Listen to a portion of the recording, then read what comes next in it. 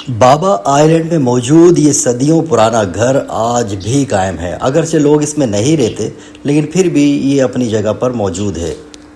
ये मरकज़ी चौक के मनाजिर हैं जहाँ लोग अपने कामों में मसरूफ़ दिखाई देते हैं। भेट आइलैंड पे तो मुझे एक चीज़ की कमी नज़र आई थी, वो था थाना या पुलिस चौकी।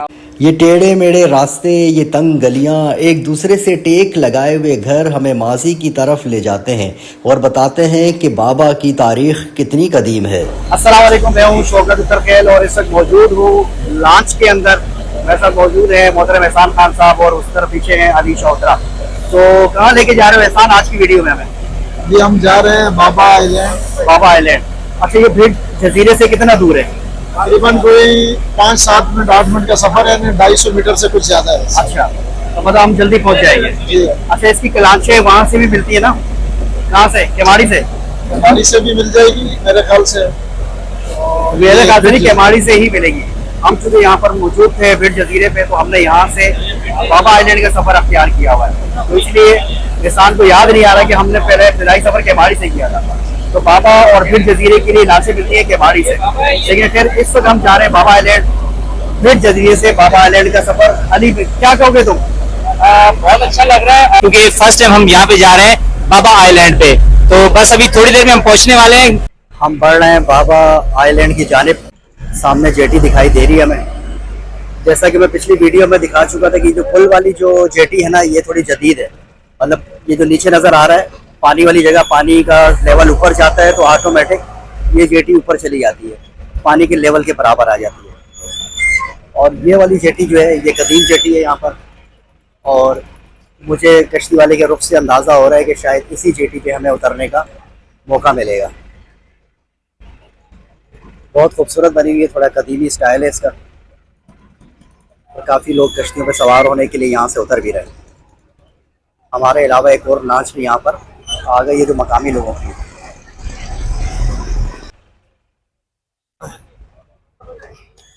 मिलाकर जेटी पे मैं आ चुका हूँ और बाबा आइलैंड पे कदम रख दिए हमने। ये हैं जेटी के मनाजिर यहाँ पर। अच्छा, ये पब्लिक की भेट आइलैंड की तरह बाबा आइलैंड पे भी जेटी के बिल्कुल साथ ही रास्ता जो बना हुआ अंदर जा रहा है, तो दुकानें दाएं बाएं दिखाई देती हैं यहाँ पर भी।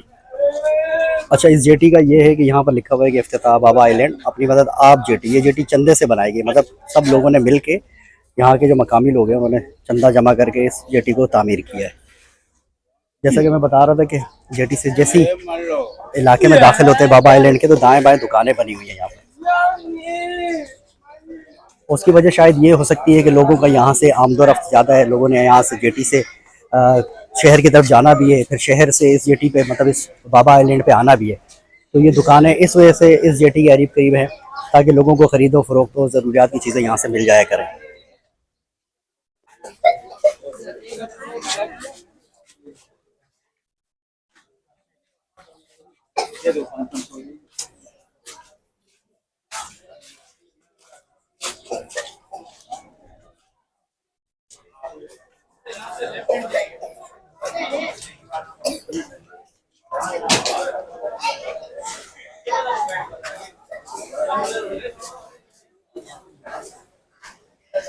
कदीम इलाके की एक बड़ी अजीब और बड़ी खुशनुमा वाइब्स आ रही हैं।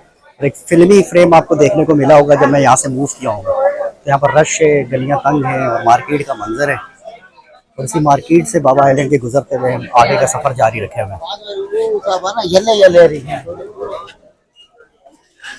ये छोटा सा चौक है, खाने पीने की जगह यहाँ पर बनी हुई है।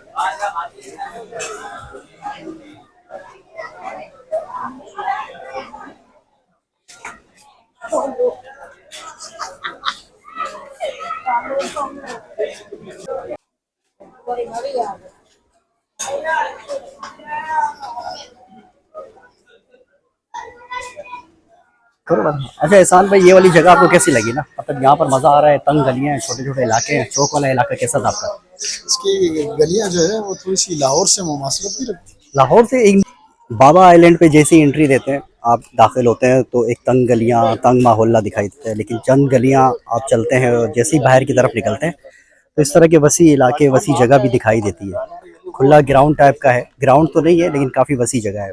पक्की पक्की सड़क बनी है, सड़क टाइप का बना हुआ है, मतलब ईंटें लगी हुई यहाँ पर फर्श पे, और हवादार जगह है यहाँ पर। शाम में यहाँ चारपाई बंदा डाल के बैठे, मज़ा आता होगा यहाँ पर। फिर चारपाई वाला कल्चर लग नहीं रहा, लोगों ने थलियों पे, मतलब बिल्कुल देसी माहौल वाली सेटिंग यहाँ रखी होती है। इन जजीरों की सबसे अच्छी बात मुझे ये लगी, चाहे भिट शाह हो या बाबा आइलैंड हो, यहाँ पर इस तरीके की चौपाल टाइप की जगह बनी होती है, तो काफ़ी लोग यहाँ बैठे रहते हैं, कम्युनिटी करते हैं, गपशप करते हैं। एक यहाँ पर गपशप वाला माहौल ज़्यादा है, चाहे बुज़ुर्ग हो, बच्चे हो, मतलब इस तरह की खुली जगहों पे आकर ये लोग अपनी बैठक करते हैं। एहसान खान साहब, ये बताएं, गर्मी भला कि बाबा आइलैंड पे हम आवारागर्दी कर रहे हैं, यहाँ की गलियों को नाप रहे हैं, तो आप बताएं कि कैसा फ़र्क देखते हैं आप बाबा आइलैंड में और भिट आइलैंड में? बाबा आइलैंड जो है भिट आइलैंड की बनिस्बत घूमने के लिए अच्छी जगह है। अच्छा। इसकी वजह ये है कि ये शुरू में तंग गलियां हैं, फिर एकदम से खुला मैदान सा नहीं होता जैसा। हाँ। और यहाँ का व्यू मेरी नज़र में वहाँ से बेहतर है। अच्छा। गलियां भी साफ हैं, घर भी बड़े खूबसूरत भी बने, पुराने भी हैं, और यहाँ ग्राउंड भी मौजूद है। अच्छा। अगर आप दिखाएं थोड़ा सा घुमा के, हाँ हाँ, तो पीछे आपको ग्राउंड, और अभी हम ग्राउंड के ground की साथ तरफ ही जा रहे हैं। मैंग्रोव के जो जंगलात हैं, बीच में उसका पानी, उसका अलग ही मंजर है। सही सही सही। तो ये जगह मुझे उससे ज्यादा अच्छी लगी। भिट आइलैंड से आपको बाबा आइलैंड ज़्यादा पसंद है, और उसकी वजह यह है कि एहसान ने बताया कि यहाँ पर ग्राउंड भी है। ग्राउंड में आपको दिखाता हूँ, यहाँ पर ये है बाबा आइलैंड का ग्राउंड। शाम होती ही बच्चे यहाँ पर खेलने के लिए आ जाते हैं। भिट आइलैंड पे तो मुझे एक चीज़ की कमी नज़र आई थी, वो था थाना या पुलिस चौकी। लेकिन बाबा आइलैंड पे पुलिस चौकी मौजूद है, लेकिन वीरान है, क्योंकि यहाँ क्राइम रेट है बिल्कुल ज़ीरो, ना होने के बराबर क्राइम रेट है। और यहाँ भी मोटरसाइकिल रक्षा नहीं है और क्राइम भी बिल्कुल नहीं है। पुलिस चौकी वीरान है, अगर कोई मसला होता भी है तो यहाँ के बड़े मिल बैठकर उस मसले को सॉल्व कर लेते हैं। इसलिए पुलिस चौकी के मनाजिर बिल्कुल खंडर के और कचरा कुंडी के पेश कर रहे हैं। तो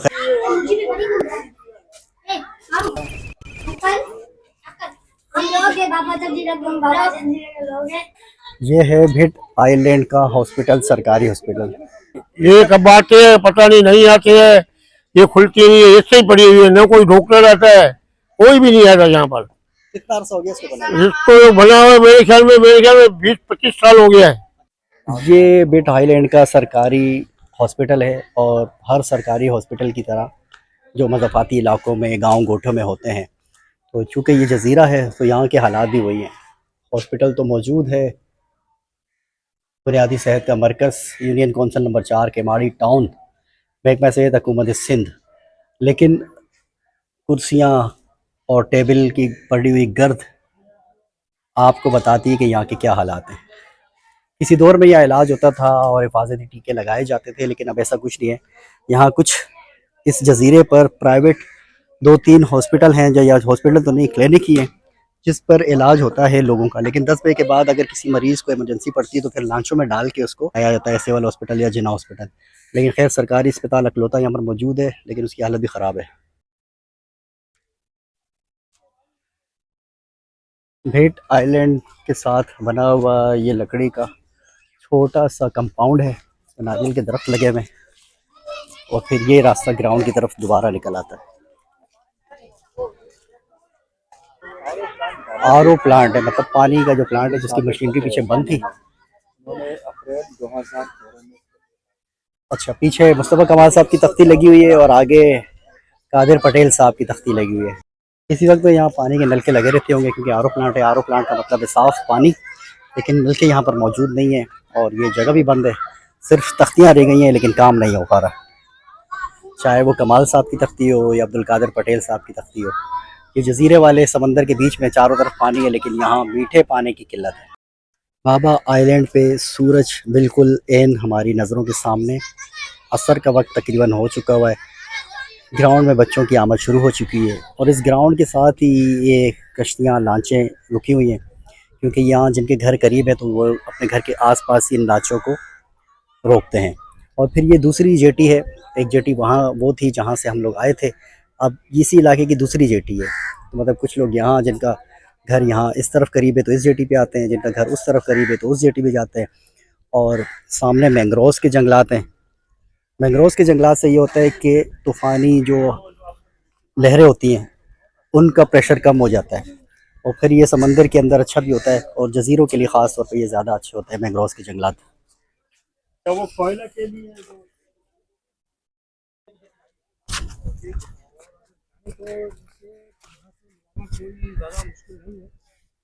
बिल्कुल सामने है। और ये देखें, ये सामने है। मैं इस वक्त मौजूद हूँ बाबा आइलैंड की जेटी के ऊपर, और मेरे पीछे आपको जो आबादी नज़र आ रही है वो है भिट आइलैंड की आबादी। अच्छा, एक मंसूबा शुरू हुआ था कि वहाँ से यहाँ तक पेडेस्ट्रियल ब्रिज का इफ्तिताह भी हो भी चुका था, मतलब इस मंसूबे का कि बहुत जल्द बन जाएगा, लेकिन वो मंसूबा अभी कहीं लापता है। तो खैर इतना फासला नहीं है, क्योंकि आप देख रहे हैं कि मैं इस जेटी पर मौजूद हूँ बाबा आइलैंड की, और पीछे है भिट आइलैंड। तो इनको मिलाना बहुत आसान है इन दो जजीरों को, क्योंकि अब ये कश्तियों में बैठ के घूम के वहाँ तक जाना पड़ता है। तो अगर ये यहाँ पर एक पुल बन जाए तो ज़्यादा आसान है, क्योंकि जेटी यहाँ तक तो बनी हुई है। इस जेटी को अगर थोड़ा तवील कर दिया जाए तो बहुत ज़्यादा आसान हो जाएगा इस सफ़र को। 5 मिनट में आप बाबा आइलैंड से भिट आइलैंड और भिट आइलैंड से बाबा आइलैंड के यहाँ पर आ जा सकते हैं। तो खैर पीछे भिट आइलैंड और बाबा आइलैंड, इस वजह से शायद ये दो जुड़वा जजीरों को बाबा भिट के नाम से केमाड़ी पर कहा जाता है। बाबा भिट, बाबा भिट, आवाज़ें यही लग रही होती है कश्ती वालों की, क्योंकि दोनों आसपास हैं। तो एक कश्ती उधर का रुख कर लेती है या एक कश्ती उधर का रुख कर लेती है, तो दोनों करीब करीब ही हैं। अच्छा, ये देख रहा हूँ मैं पीछे जो है ना आबादी भिट आइलैंड की, और हम बाबा आइलैंड पे खड़े हुए हैं। तो क्या पुल क्यों नहीं बनाया जा सकता? और मैंने सुना कि एक पुल बनने का मंसूबा भी था जो कुछ अर्सा पहले शुरू भी हुआ था, खत्म हो गया। हम भी जो है ना ये सुनते आ रहे हैं, और अभी भी जो है ना यही भी सुनते आ रहे हैं कि ये पुल जो है ना ये बनने वाला है, यहाँ के मसले मसाइल हल हो गए। अच्छा, लेकिन हम तो देख रहे हैं जब से हम पैदा हुए हैं ना, तो बस ये चीजें बस सुनते आ रहे हैं बस। ये यहाँ पर जाल बुनाई का सिलसिला चल रहा है। यहाँ के माहीगीर जाल बुन रहे हैं और इनके हाथ कितनी तेज़ी से चल रही है, देखें।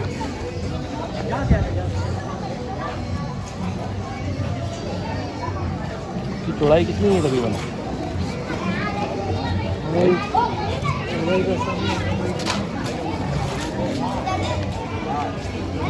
यहाँ पर पानी की बहुत किल्लत है, और जगह जगह औरतें जो शाम में यहाँ पानी आता है तो इस तरह के इन्होंने बर्तन उठाए होते हैं जो 15 रुपये का एक मिलता से। बाबा आइलैंड पे जहाँ पक्के घर बने हुए हैं वहाँ लकड़ी के इस तरीके के घर भी जगह जगह देखने को मिलते हैं, और ये ख़ास तौर पर उस जगह पे ज़्यादा नज़र आते हैं जहाँ कश्तियाँ खड़ी की जाती हैं। देखिए सामने ये झोपड़पट्टी है और ये कच्चे घर है सामने। बाबा आइलैंड का सफ़र हमारा बड़ा शानदार रहा। अब तंग गलियों से होते हुए हम जेटी की तरफ जा रहे हैं, क्योंकि हमने कश्ती से फिर दोबारा केमाड़ी की तरफ जाना है, फिर वहाँ से हमारे घर का सफ़र का आगाज़ होगा। लेकिन अब कश्ती तक पहुँचने के लिए हमें इन गलियों को अबूर करना पड़ेगा, जो बाबा आइलैंड की गलियों के नज़ारे आप देख रहे हैं। उम्मीद करते हैं कि आज की वीडियो भी यकीनन बाबा आइलैंड की आपको पसंद आएगी। तो एहसान खान साहब से हम जाते जाते पूछेंगे कि क्या राय है इनकी, कैसा लगा इनको यहाँ पर। जगह बहुत प्यारी है। अच्छा इसी अगर साहिल पर तकरीबन 1-2 रेस्टोरेंट बड़े बनाए जाएं, अच्छा, और थोड़ी सी सफाई यहाँ की कराई जाए, तो मेरे ख्याल है बाहर मुल्क घूमने के लिए जाने की ज़रूरत नहीं है लोगों को। सही, ये किसी और मुकाम से कहीं गुना बेहतर है तफरी के लिए। अच्छा, क्योंकि यहाँ पर जंगल, समंदर, शहर, हाँ, तीनों चीज़ें। सही सही सही। अली, तुम बताओ कि तुम्हारा एक्सपीरियंस कैसा रहा बाबा आइलैंड का? हाँ, मेरा एक्सपीरियंस बहुत अच्छा रहा, और उसकी वजह ये है कि जो पहले हमने जगह कवर किए भिट, बाबा भिट को जो हमने कवर किया है, तो उसमें गर्मी बहुत ज्यादा थी। अच्छा, जब हम यहाँ पे आए हैं बाबा आइलैंड पे, तो यहाँ की खास बात ये है कि एक छोटा सा बाजार है, मार्केट है, वो थोड़ी सी गुंजान है। अच्छा, गलियां तंग हैं, रश ज्यादा है लोगों का। उसके अलावा आप थोड़ा सा आगे अगर निकलेंगे तो बड़ी खुली जगह है, ग्राउंड वगैरह है, और खेलने की बच्चों की जगह बहुत प्यारी है। उसके अलावा यहाँ पे हवा बहुत अच्छी आ रही है, और सामने बड़ा जबरदस्त व्यू है क्योंकि पानी है सामने। अच्छा, तो ये बड़ा एक अच्छा है यहाँ पे कि हवा है। सही सही। तो इसमें भी कोई बात नहीं। मिलते हैं बहुत जल्द फिर किसी नई जगह पर, फिर किसी नए मकाम पर, फिर किसी नई मालूमात के साथ। तब तक के लिए मुझे एहसान खान साहब और अली को दीजिए इजाजत। अल्लाह हाफिज।